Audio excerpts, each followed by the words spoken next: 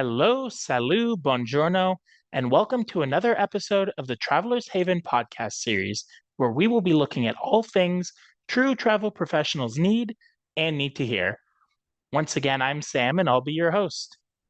In our last episode, we were joined by Nurse Ophelia to celebrate Nurse Month, but as we move out of May and Nurse Month comes to a close, I'd like to spend just a little more time celebrating and thanking our healthcare workers for being so diligent. For that, we are joined today by travel nurse, content creator, and event creative director, Nurse Roseline. How's it going? Hi. Um, it's going okay. I'm really excited to be here. I think travel nurses our voices need to be heard a lot more because a lot of times people query and question what we do. So this is a really great platform and I'm excited to be here. Yeah, I'm very excited to have you. So, Nurse Roseline came to Canada by herself at the age of 17. She single-handedly worked to graduate from Ryerson University and pass the licensure examination, and is now a fully fledged registered nurse.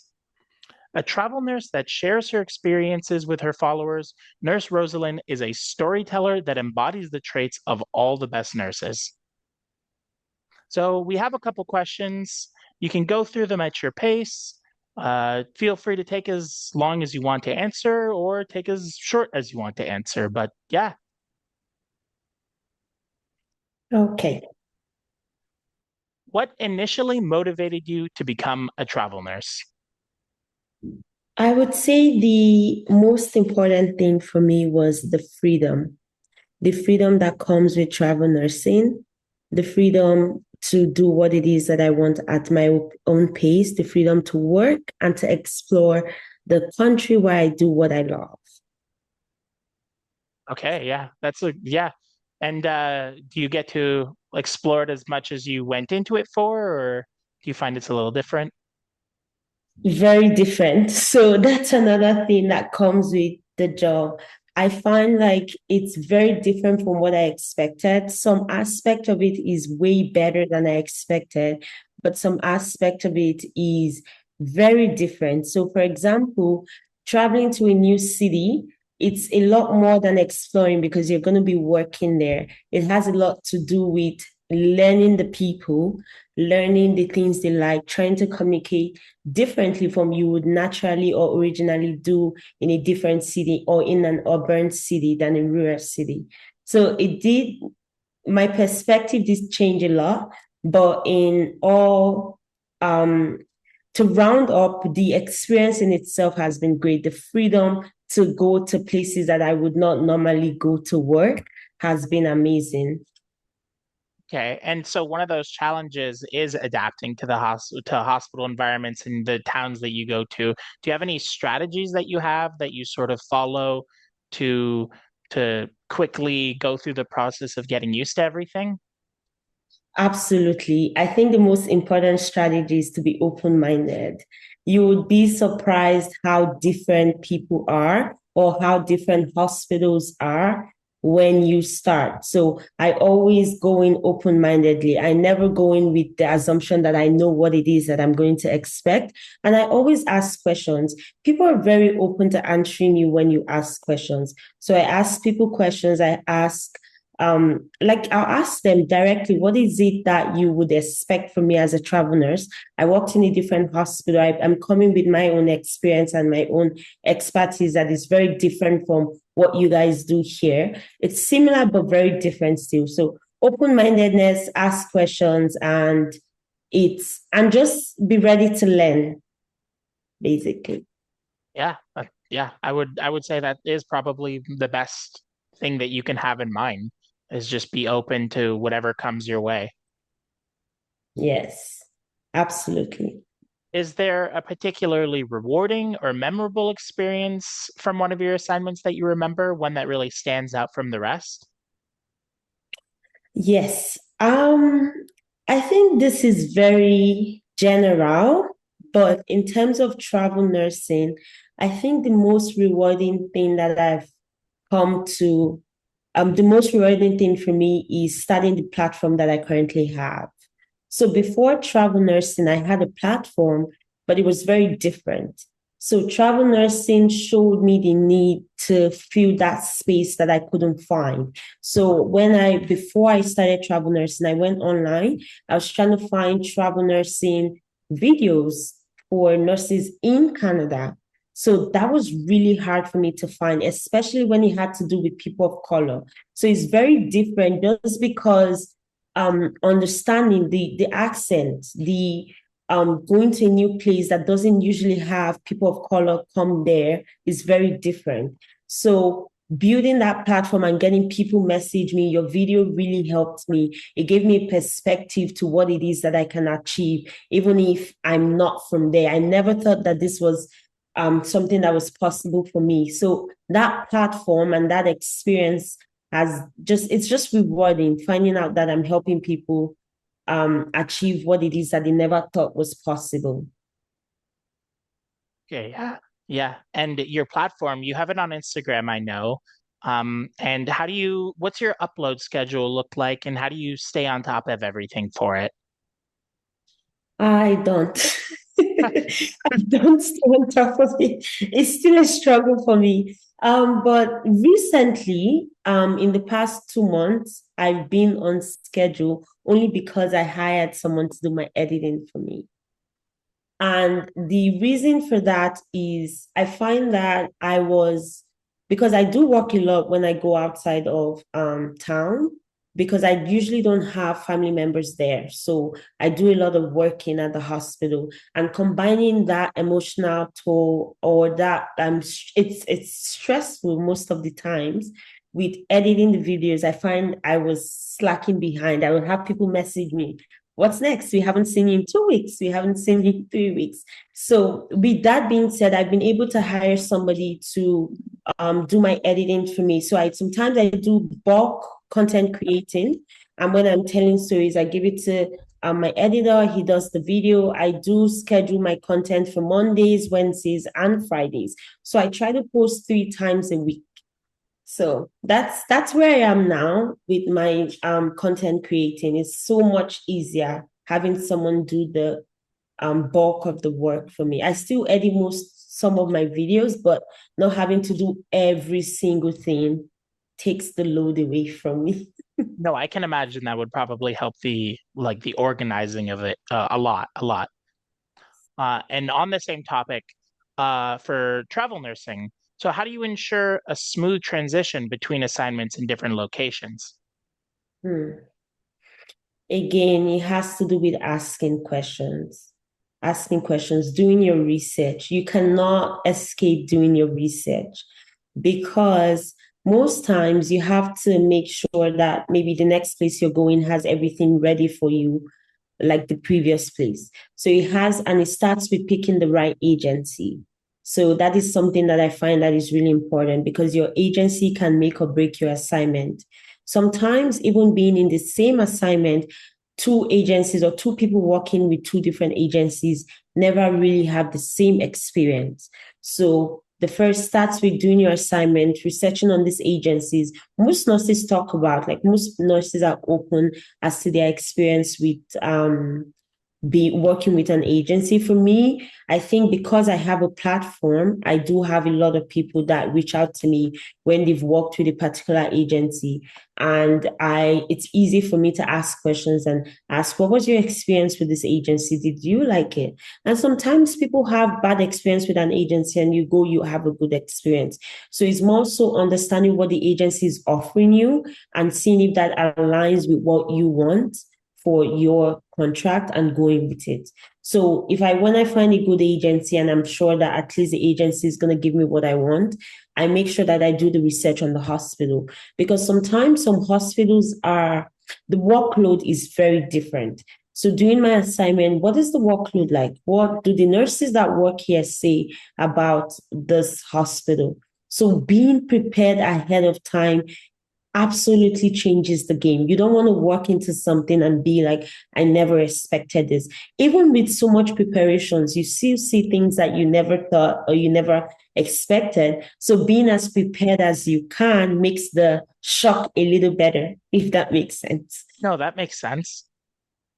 Is there anything that you look for in agencies? Like, are there any green flags or red flags that really like stand out?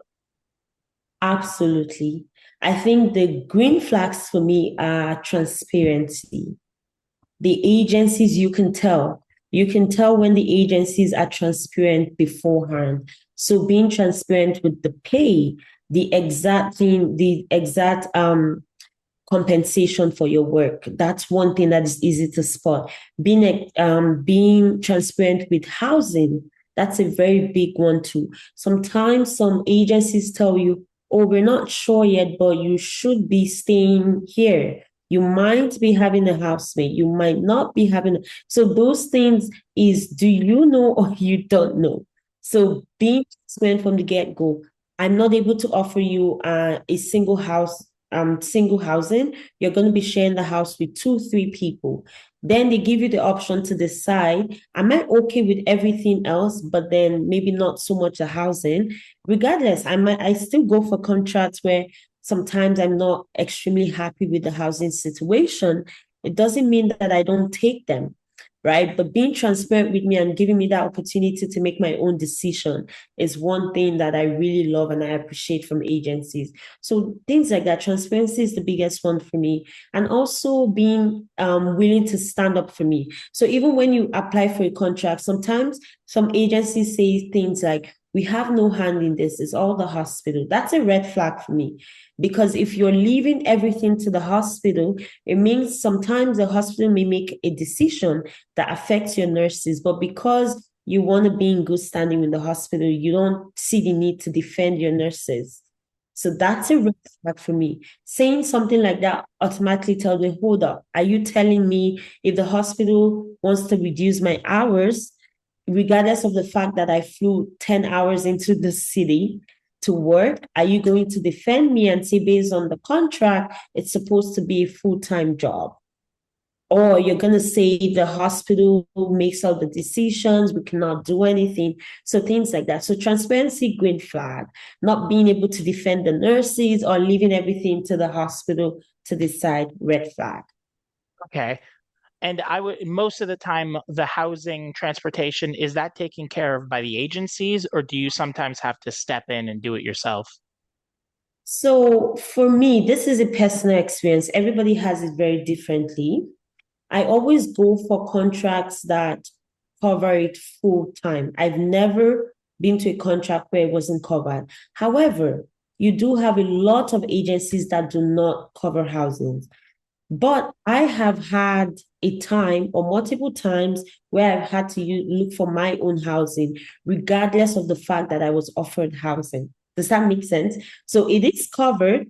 I just did not like the housing that was provided for me for different reasons. Sometimes is, unfortunately, you cannot tell who the other nurse is going to be. And it's not even like it was an issue between us. Living with someone is very different. You have to be compatible living together. And unfortunately, you can't tell that beforehand. Maybe I am a night person and I make all my phone calls at 12 midnight. And you're a morning person. I'm going to want to be comfortable and I'm going to want you to be comfortable. Or my case was the fact that I'm always filming videos. And because of my schedule, I like to have a single accommodation because, for example, if I was on a contract and my roommate had a night shift and she's trying to sleep, it might be hard to have this conversation right now, right? Yep. So for Yep. me, if I end up in a contract where I have to share, I might end up looking for my own accommodation just because I want the other person to be as comfortable as I want to be comfortable. So Yeah. What about the housing itself? Are there any like factors in the house? So like I know sometimes that housing will provide laundry services, but sometimes they won't, or sometimes they'll have access to the kitchen, but sometimes they won't for that as well. So are there any sort of logistical things that you always make sure to get? absolutely. Most times the houses usually have something that you're not happy about. So, for example, laundry, like you said, sometimes laundry is in a different building, or sometimes they provide you a kitchenette instead of a kitchen. and now two people have to share a kitchenette. But then you were told you were going to have a kitchen. So yeah, the houses always have something that maybe you're not comfortable with. But again, with travel nursing, that's the beauty of travel nursing. You get to adapt sometimes. For me, when I'm not able to adapt, I find something else. And that's always a struggle, especially in smaller cities. There's always a struggle finding houses. And by the way, that's why I love what you guys do with travel nursing houses because it's so beautiful. I don't know if you know this, but I reached out to you guys on one of my contracts, same, to find something because when I saw that, I was like, this is amazing. It kind of limits, the stress that goes into finding a house in a small city where you know nobody or you're not even sure if it's safe, you know? So I just thought to try that in there. Okay, no, yeah, that's awesome because that is what we like try and work to help with is that housing is such a problem generally, but also for travel nurses. So just having some sort of mediary to help find the place it helps the problem so much. At least I think so. Absolutely. And sometimes I don't even think it has to do with only the housing itself, but even not wanting to do all of the work that comes with trying to find a place when you're not sure anything about the city. Having you guys at that as that middle ground where I trust that whatever I get from this place is going to be amazing. Not having to deal with landlords and not having to find all of these things by myself. Absolutely beautiful. I think what you guys are doing there is very helpful for travel nurses. That's awesome. Actually, on the topic of landlords, I did want to know, was there ever a very bad case where you got housing and then got there and then it was just a bad experience all around? No, not personally. Not personally. I have had cases where people reach out to me because of the same thing, and I do my homework pretty well. I'm very good at doing my homework. It doesn't mean that other people that experience that don't do their homework, but it just means like I've had people reach out to me on multiple occasions where housing was just absolutely ridiculous. But personally, I haven't had that experience. Okay. Do you tend to look for more rural or like more urban placements? Because I know that earlier you said that finding housing in smaller cities can be a little bit troublesome. So do you stick within those boundaries? Yes, I'm usually in rural communities. I think it's because that's where most of the need is. And I like to go where the need is, where I'm really needed. So, and I find usually in rural communities, they're short of nurses. So I usually gravitate towards rural communities, even if it's not intentionally, it just always happens that way for me. Okay. And during your time there, like during your assignment, will you like get to know the people in the area really well, or does the work keep you so busy that you're sort of, confined to the hospital? Yeah. I think that changes a lot with where you go. So, when I first started travel nursing, it was more so focusing on work itself. It was my intention to go explore. That's why I said I think I got shocked when I first started. I had to learn a lot in the hospital in itself that I ended up not having time to explore as much as I would love to. However, right now, I'm working less with every contract that I take just because I'm intentionally trying to be all round. The original reason as to why I started travel nursing and making sure that it is balanced. So now I do explore a lot more. I do meet a lot more of the people.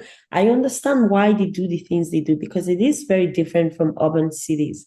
Why they choose to live the way they live, absolutely beautiful. You understand why people love nature better than being in cities where it's all, technology and it's urban, like no little to no nature present. Yeah. So yeah, I think now I explore more, I get to know the people a little bit more. And that has changed over the years since I started travel nursing for sure. Okay. Do you have a favorite place that you've ever gone, whether it was for the people or for like the landscape? Landscape Manitoulin Island. It is beautiful. It's about 5 hours from Toronto. It's so beautiful, little current, and the water, the landscape, it's surrounded because it's an island, it's surrounded by water. The hiking trails, so beautiful. I would go there over and over again. It's just absolutely amazing. I think that's my best contract that I've been to, just for the landscape itself. Okay. Okay. So, And for, oh, yeah, sorry. No, keep going. I was going to say, for people, Newfoundland was beautiful. Mm, I think I met new people. I met my best, like I'm still connected to them even to this day. And I think I would go back there for the people, the friends that I made there. Like I would go visit. okay. So obviously you've kept connections with people on your assignments. You've like stayed connected to them even afterwards. Absolutely. That's the beauty of travel nursing for sure. I don't think anything would have made me have friends in Newfoundland and New Brunswick and all of these great places. I never had people there, but now I could pick up my phone and be like, "Oh, my friend from Newfoundland is calling me." So that is very beautiful.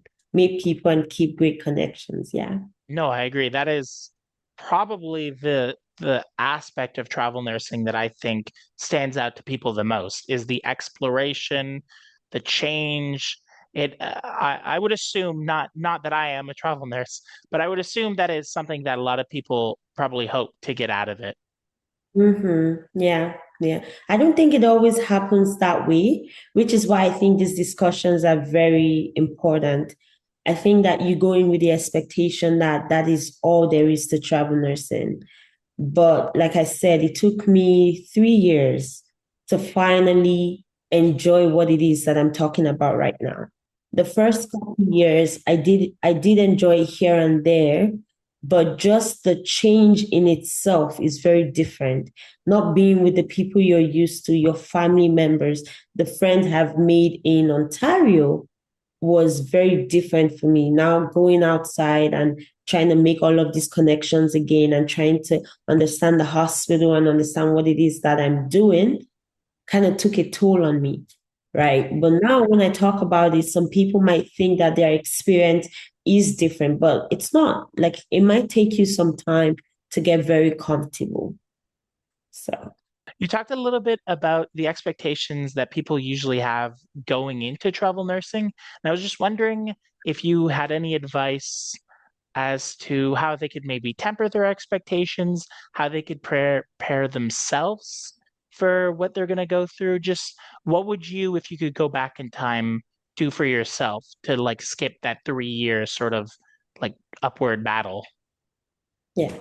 I think I would set realistic expectations. And when I say these, I mean just like a balance, because having the freedom is good, but with freedom comes responsibility. And that says, like, that means you have to prioritize your own self. You have to do things like you have to schedule your times.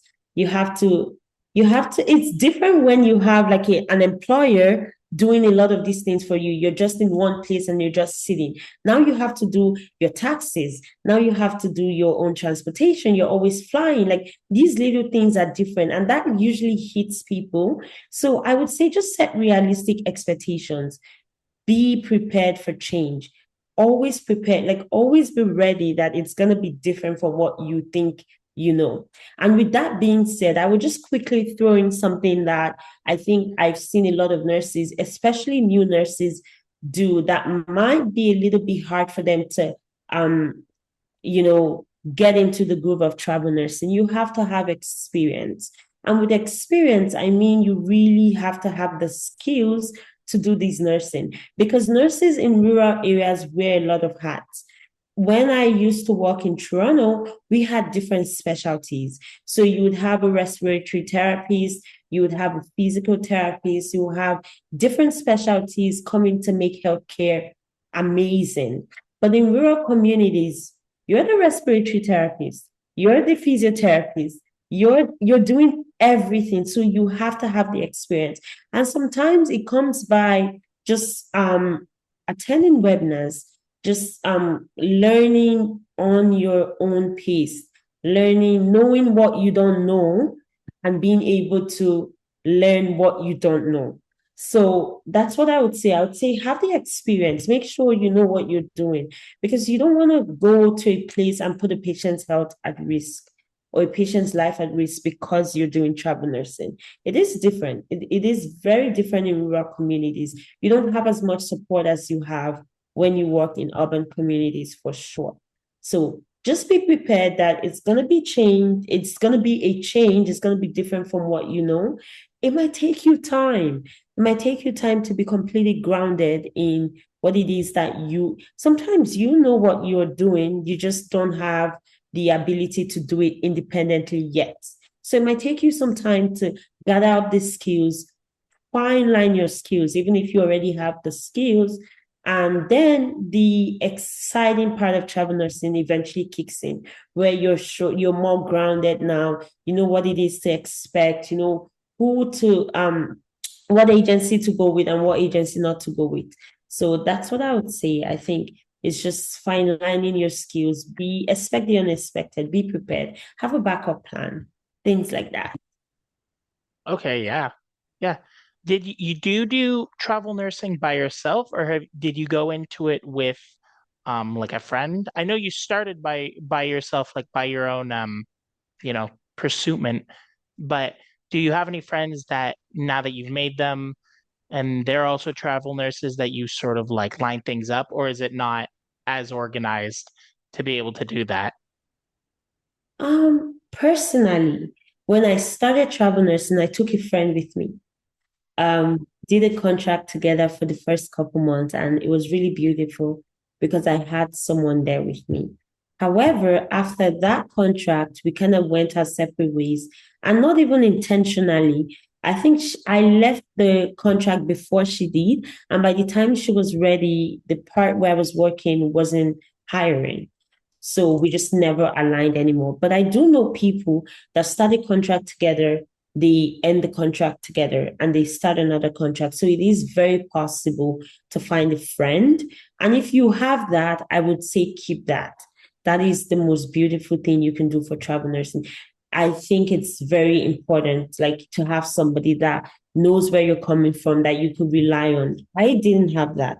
I do have friends that I've met on multiple different contracts that we never intentionally worked on meeting together.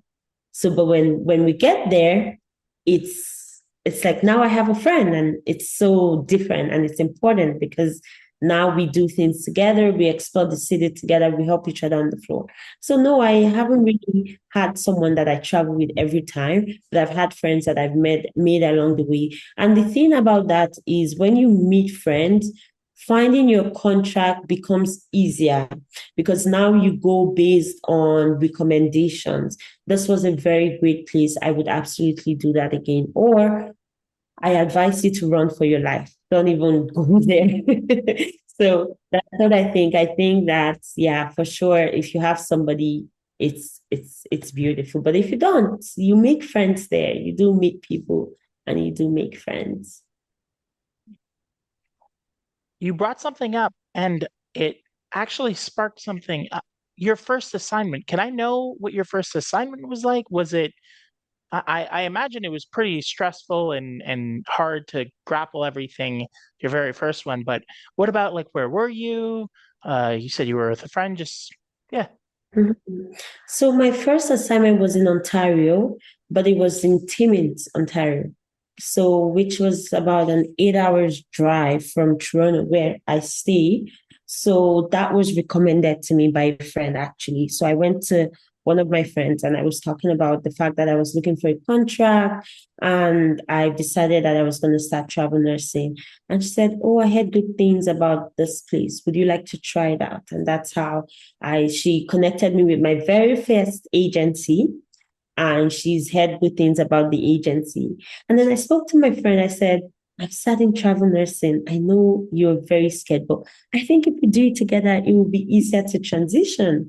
I said, "Okay, I'm going to think about it." And she thought about it and she said, "Okay, I'll come." And that's how we started together. So yeah, it was first in Timmins, Ontario, and that was the very first travel nursing contract I did. Okay, was it difficult to get into the swing of things at first?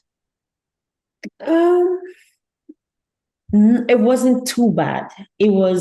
I got a lot of support from everybody around me in terms of I got my brother, my partner, like a lot of people drove down with me. I didn't have to do that by myself. So that's usually the big challenge. And they stayed with me for a couple of days. So it was easy to transition with some of the things. However, the hospital was very different. I found that the hospital I had to wear a lot more hats than I wore um in Toronto, because when I got there, usually we have, if something is going wrong with the patient, we have the respiratory therapist that's on speed dial.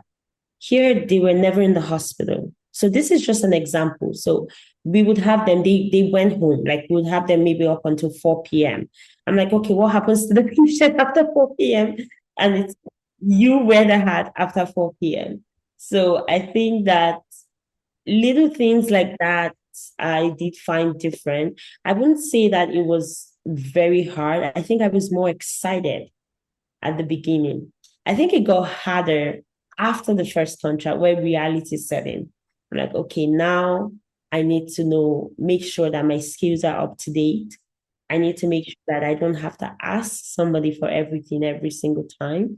I need to make sure that even when I'm asking questions, I'm learning quickly, so I'm not asking the whole time. What is it that I can learn by myself that I don't have to wait to learn while I'm in the hospital? So little things like reality starts kicking in because you want to be very competent. So regardless of the fact that you can ask questions, you want to make sure you ask. I don't think there's any question as a dumb question, but I do think that questions that can be answered independently Hmm. when you set really. Yeah. Okay. And now, so first assignment, and now fast forward to right now, assignment that you're on, same question. How is it? Like especially comparatively to your first one. Obviously I'm gonna assume you feel a lot more confident in it, but if that's not true, let me know. How is it? So one thing I didn't mention from the previous assignment, the first one was I felt the need to defend myself every single time. So an example is if someone were to say, "Oh, you put this here, it's not supposed to be there." So in maybe where I worked before, we did it the exact same way I did it. I would feel the need, like I felt attacked, so to say. I felt like, do they think I'm not smart? Like I felt scared. Like I didn't want anybody to think I wasn't good enough. I wasn't smart enough. Like, so I felt the need to say, hey, like this is how we do it. Like I was always over explaining myself and trying to make them see that I was a confident nurse or I was an excellent nurse, that I knew what I was doing. Fast forward to now, I think that's the huge difference. You cannot convince your way into people's heart thinking that you're smart or an excellent nurse, especially when people do it differently. You meet a nurse that's been a nurse for 30 years and she's in a rural community. It does not matter what you say. She thinks something is done a certain way, especially because it works for them. And sometimes it does work for them. So for me, now if someone comes to me and says, "Oh, this is not how we do it," I'm open. I'm like, okay, how do you do it? Doesn't mean I'm going to do it that way, because at the end of the day, whatever I do for my patient, I want to be able to defend or have a reasoning behind why I did what I did, especially if it's patient care. So it doesn't mean I'm going to do it the way you want it, because if I have evidence based a reasoning why I'm doing what I'm doing. I'm going to stick to that, but I'm more receptive. I'm more, oh, hey, this is the reason why I'm doing it that way. If it's not against your company's, like your hospital's policy, I would love to continue doing it this way. If you have an issue, we can talk. We can talk to the management and see if they still have an issue with that. But I'm not defensive. I'm like, okay, you do it that way, it works for you. I get it. But this is either, and sometimes I adjust. Sometimes they're both evidence based. You just decide to do it this way. Even if I've been doing it this way for the past couple of years, I'm like, you know what? There's no harm. They're both evidence based. I would adjust. So I think that's the huge difference for me right now. It's just not having to overly explain myself and not feeling incompetent just because some place does it in a different way. Hmm. Okay. And where are you right now? Where is your current assignment? I'm in Little Current. So I'm back to Manitoulin Island actually. Okay. Yeah. So I came, it's just too beautiful. I came back because it's the summer and it's always beautiful in the summer there. So that's another thing that I do. I try to gauge what I will be doing at that phase of my life and see where I think the best place for me to be at that time is. And the last couple summers, I've been places where I had to fly 4 hours plus to get to Toronto. So that always limited my time back home because obviously flying is not cheap when especially flying in between contracts. So the agencies cover the first time you're going there and the last time you're coming back. But anything in between, it's at the cost of the nurse. So now with summer, it's just 5 hours drive. I could just decide to come back home and just drive down. So Mhm. where I am currently.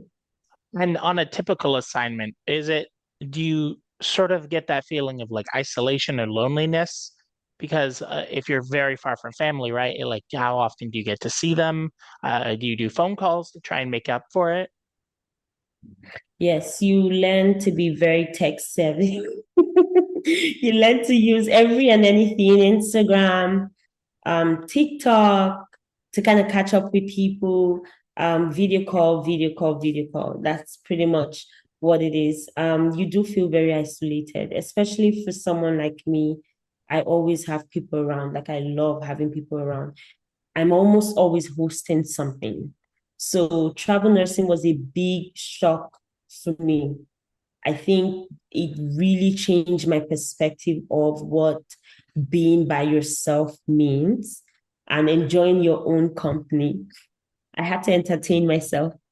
So like I had to learn new things. I was never like someone that went hiking. I started hiking. So so yeah, definitely I felt lonely a lot. I still do sometimes. I still do. I don't think that really goes away if you don't have your family there.